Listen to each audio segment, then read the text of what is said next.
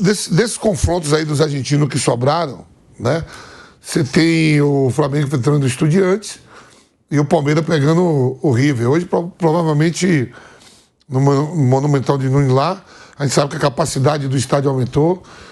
Deve estar todos os ingressos vendidos, mais de 80 mil. Né? E não é fácil jogar na Argentina, independente do qualquer time argentino, quando pega a brasileira, é sangue nos olhos, né? Faca nos dentes. Você viu ontem o Lanús, né? Não tem. O Renato cada vez mais se contradiz. Não tem o dinheiro que o Fluminense tem e veio com a derrota. Quer dizer, é um jogo difícil. O Palmeiras, ele sempre na caminhada dele para essas duas últimas conquistas de Libertadores, sempre teve o River à sua frente. Né? Teve aquele jogo lá que eu acho que foi um dos maiores jogos que o Palmeiras fez na década, que ganhou de 3-0 lá no Monumental e perdeu o jogo de volta aqui de 2 e quase tomou o terceiro. Foram ver o negócio no VAR lá, acharam outro e anularam o terceiro gol do River. Né? Hoje, você botou aí uma sequência de 30 jogos que o River está invicto. Eu acho que para o jogo de hoje, o River é favorito dentro de casa.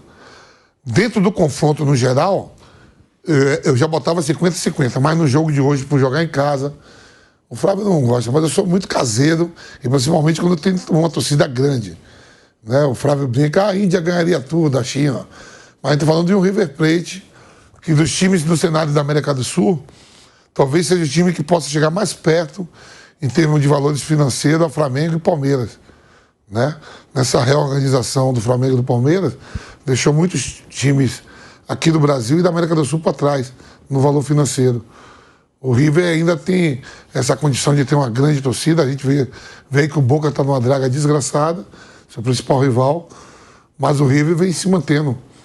E é o único que pode aí incomodar assim, mais financeiramente, não digo a parte de campo, porque na parte de campo tudo pode acontecer, tudo é possível. A gente viu o Racing sendo campeão em cima do Botafogo, na Recopa Sul-Americana, ganhando lá e ganhando aqui no Rio de Janeiro. E o Botafogo, que tem uma safra, é o atual campeão da América.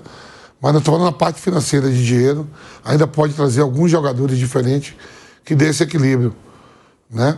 Mas para o jogo de hoje, Tico, o River, o seu primeiro jogo em casa, pode fazer a diferença. Agora, Mauro César Pereira, você acompanha muito, né, o futebol argentino. Você disse outro dia aqui que o River, claro, é fortíssimo, mas que não é um time que está jogando bem, né, Mauro? Continua assim, ou você acha que o River ele se recuperou e você acha que... Outra, né? É o River Plate, claro, vai ser difícil de qualquer jeito. Mas a fase dentro de campo, bola, realmente não é a melhor? Eu acho que já foi pior. Para mim, o pior momento foi no ano passado. Inclusive, quando foi eliminado pelo Atlético Mineiro, o time estava muito mal, né? Tomou um coco lá de 3-0 em Belo Horizonte, não conseguiu fazer nenhum gol no jogo de volta. Eu diria que é uma fase boa até. Eles não têm perdido os jogos. Fora de casa, tem acho que 15 jogos invicto, fora de casa. E estão liderando o campeonato, na chave dele, do River. E também tem a maior pontuação no geral. Ganhou do Estudiantes, que é o adversário do Flamengo, fora de casa no fim de semana, ganhou por 2-1, estava 2-0, e teve o jogador expulso, mesmo assim venceu a partida até bem, né? Tomou o gol já nos acréscimos. Eu acho que esse é um bom momento do River, é um time mais envelhecido, tem muitos jogadores repatriados, né, que estavam fora, tem campeões do mundo, tem bons jogadores. Agora é um time experiente, é um time com jogadores rodados, conhece a competição, um jogo chato, não é um jogo simples, não. Eu acho que a mobilização para esses jogos ela é outra. Ontem a gente viu isso no jogo Vélez e Racing. O Vélez vem melhor no Campeonato Argentino, com resultados melhores, o Racing perdendo vários jogos em casa, inclusive. Só ganhou no final de semana do São Lourenço, tinha perdido todos os jogos em casa, 4 derrotas. E o Racing ganhou no campo do Vélez. Né? O Vélez teve um homem expulso, o Racing ganhou o jogo de 1-0. Ou seja, mata-mata e tudo, a mobilização é outra. Houve lá uma situação semana passada que o Francesco, que é um dos maiores ídolos da história do clube e é diretor, deu uma entrevista e de certa forma criticou o Galhardo pelo fato de ter mexido muito no elenco, demorando a ajustar o time. Já houve também uma conversa de que ganhar a Libertadores pelo investimento é uma obrigação, o Galhardo já rechaçou isso, obrigação um pouco demais, não é assim e tal. Enfim, Mas é um adversário difícil, acho que vai ser um embate. E tem um detalhe que é importante, tem que lembrar sempre. O Palmeiras tem muitos números expressivos na Libertadores, percentual de aproveitamento e tal, mas em função da fase de grupos dele, que é sempre muito boa. Mas ele está caindo ano após ano em casa, né? Não só da Libertadores, de outras competições também. Então já caiu para o Atlético Paranaense, para o Boca, para o Botafogo, sempre em casa, jogo de volta. E vai de novo fazer o jogo em casa porque tem a melhor campanha. Então acho que é importante ter um bom resultado hoje, não perder o jogo hoje seria bem importante para o Palmeiras, para não chegar aqui em São Paulo tendo que mudar um cenário, né? Porque o retrospecto nesses jogos mata-mata não tem sido nada bom, né? Pelo contrário, nos últimos anos foram anos de eliminações, né? Ganhou em 21, 22, 23, 24, foi eliminado, sempre em casa, pelos times que eu já citei. 2 brasileiros e um argentino, um deles que não ganhou ninguém, que era o Boca, só ganhava nos pênaltis, né? E ganhou nos pênaltis no Allianz Parque. Acho que é um jogo difícil, não é um jogo simples não. O Palmeiras é um time melhor, acho que é o favorito no confronto para se classificar, mas o River tem jogadores bons e é um time experiente que deve dar trabalho, eu acredito. É o adversário mais difícil para o Palmeiras tirando o Flamengo, Mauro, na sua opinião? Ou o São Paulo também está à altura aí desse River Plate? O São Paulo, a mobilização é grande, é o clássico, né? O River tem mais jogadores que o São Paulo, sem dúvida. Mas um clássico é diferente. É a mesma coisa que se o Flamengo jogasse com o Fluminense na Libertadores no mata-mata, numa semifinal. Também, o Fluminense tem um time inferior, o Flamengo tem, mas é um clássico. A mobilização, o jogador se supera, se entrega, enfim. Mas pelo investimento, pelo valor do elenco, até pela qualidade dos jogadores, embora o time não esteja jogando tudo isso, acho que o River Plate, de fato, é o grande adversário. É o grande adversário, tirando o Flamengo. O Flamengo e o Palmeiras são os melhores times da competição. Acho que o River... Mas o River tem bons jogadores, tem jogadores bem rodados, não é um time qualquer, não. Um jogo para ter muito cuidado. Agora, Flávio Prado, né? Eu abri o programa falando, claro, da sequência positiva do Palmeiras e do River Plate. Palmeiras, inclusive, tem aí 10 jogos sem perder no Campeonato Brasileiro. Desde o Mundial de Clubes faz aí campanhas muito fortes, tanto no Brasileirão quanto na Libertadores, e trouxe também que o River tem aí 30 jogos sem perder na Argentina ou pela Libertadores.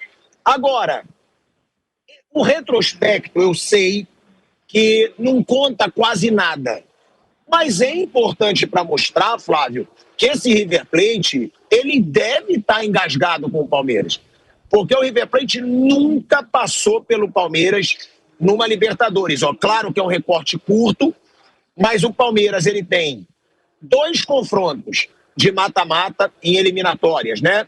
Contra o River Plate. Foram 4 jogos, então o Palmeiras foi, né, ele se classificou nos 2 confrontos. O curioso é que nas 2 vezes que o Palmeiras eliminou o River Plate, ele foi campeão da Libertadores, né? Para o torcedor que é supersticioso, para o torcedor que sempre fica fazendo comparações, o Palmeiras, nas 2 vezes que ele eliminou o River Plate da Libertadores, ele foi campeão.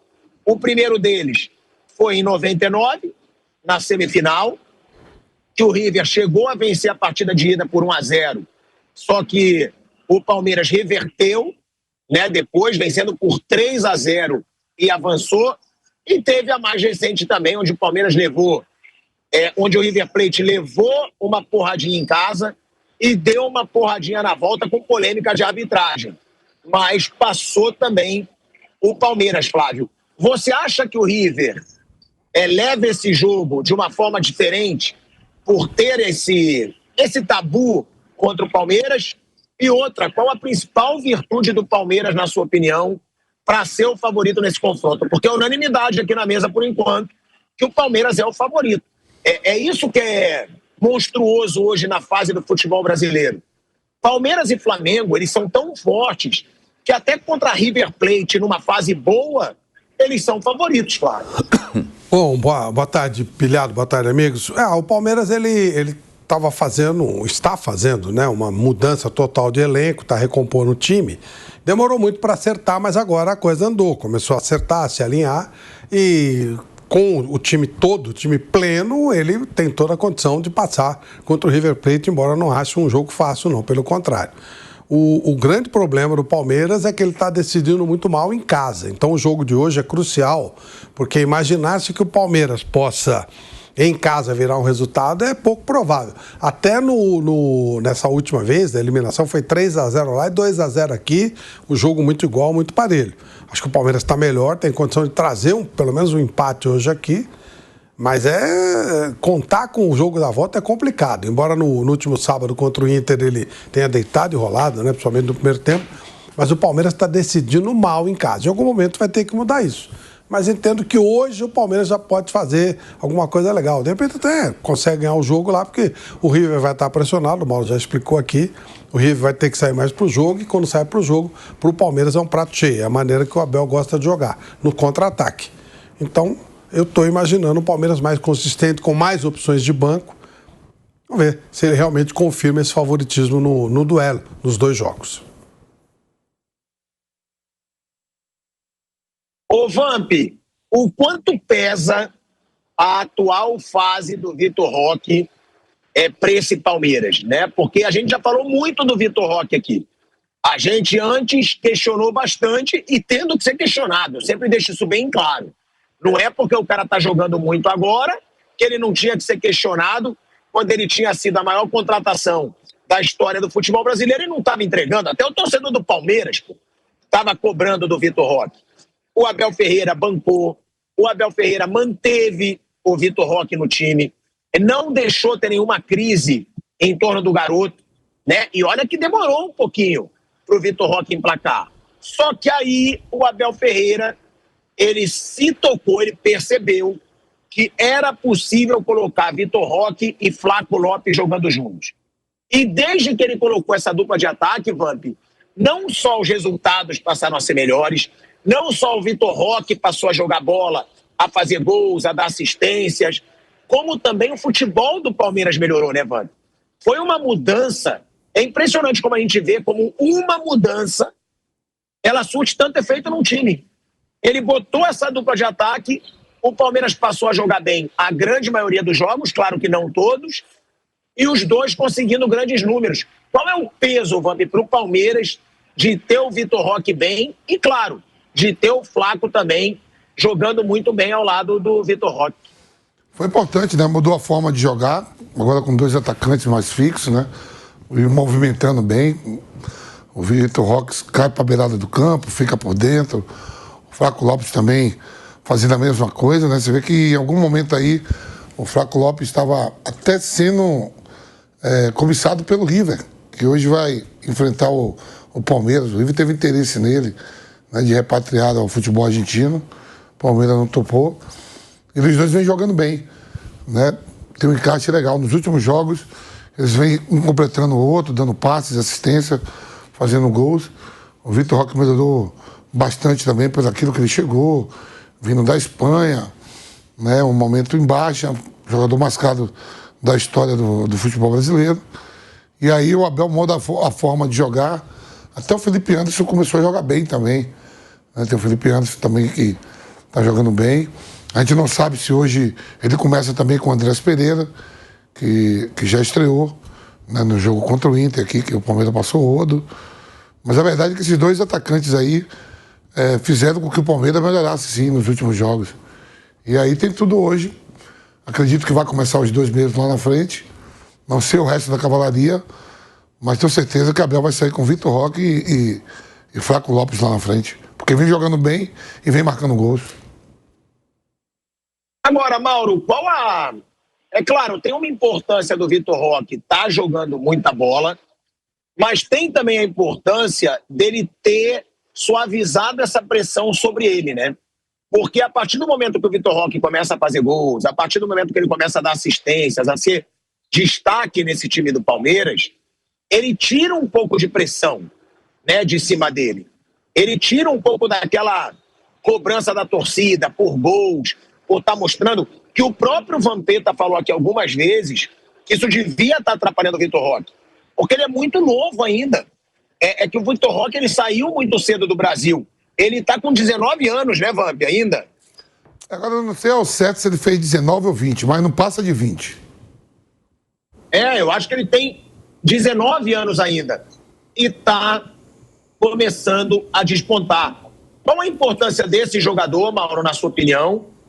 E você acha que hoje ele é um jogador menos pressionado porque começou a entregar? E outra coisa, por você acompanhar tanto o futebol argentino, qual a principal preocupação que o Palmeiras tem que ter com relação a esse River Plate, Mauro? Ele deve jogar com 3 zagueiros, né, e 5 homens no meio campo, então acho que ele vai forçar muito o jogo pelos lados com o Montiel e o Acunha. Acunha que virou lateral, mas era antes até um ponto esquerda quase, né? E o ataque vai ter o Salas, né? O Salas que foi contratado junto ao Racing, não está em grande forma, mas o atacante que eles estavam querendo muito contar e conseguiram recuperar porque estava lesionado para esse jogo. Com o Driussi, né? Que voltou também, estava um bom tempo fora do Brasil, fora da Argentina, aliás, e foi contratado, dupla de ataque, uma dupla de boa movimentação, né, os jogadores. Aí tem veteranos lá, tem o Emerson Pérez com 39 anos, tem lá o Nacho que está com 38, 36, alguma coisa assim, que voltou, né, fez até gol no final de semana. Mas, assim, tem jogadores experientes no meio campo, um time que tem bom controle de jogo, acho que tem 2 bons atacantes e deve forçar muito o jogo pelos lados, eu acredito, com esses 2 alas que são jogadores campeões do mundo, né? Como o goleiro Armani também e tudo mais. Sobre o Vitor Roque é normal, o que está fazendo os gols e naturalmente isso dá a ele mais tranquilidade e a expectativa, a cobrança sobre um jogador caro é inerente à situação dele. O jogador custa muito dinheiro, chega a cercado de expectativa, né? Então tem que dar resultado. Ele demorou um pouco a engrenar, né? Jogou campeonato estadual e tal, jogos que não eram tão desafiadores, mas normal, isso é normal, faz parte do processo. E quando isso é falado, não significa que alguém está dizendo que o jogador nunca vai jogar bem. Está só dizendo que naquele momento ele não está bem. No momento que ele começa a engrenar, vai ser elogiado como está sendo elogiado e hoje vai ter aí um jogo grande aí para tentar novamente se destacar. Não, e até porque até a torcida do Palmeiras. A própria torcida do Palmeiras vinha questionando muito o Vitor Roque. Né? Se perguntava se teria valido tanto o investimento, teria valido a pena esse investimento tão alto de 25 milhões e 500 mil euros. E aí o Vitor Roque começou a entregar, né? O Coquinho até me mandou aqui, ele tem 20 anos, o Vitor Roque, ele fez 20 anos em fevereiro, ele tem 10 participações em gols nos últimos 7 jogos, tá? Na abertura, então, eu errei, estou me corrigindo aqui. Eu falei 7 participações em gol nos últimos 10 jogos. É muito melhor do que isso. São 10 participações em gols nos últimos 7 jogos. 6 gols e 4 assistências, 3 gols foram marcados no último jogo que o Vitor Roque fez aí contra o Internacional. 3 gols no primeiro tempo. O Vitor Roque fez. E aí, é bom a gente deixar claro que o Vitor Roque chegou a falar do alívio que foi para ele, né, começar a entregar. Aí estão tendo agora aí umas fofocas do Vitor Roque na vida pessoal. Lamento pra caramba, inclusive, quando o garoto tá se encontrando dentro do campo, surgem fofocas aí na vida pessoal que não diz respeito a gente tocar aqui. E tomara que isso não mexa no psicológico dele nessa fase que ele está se recuperando, né?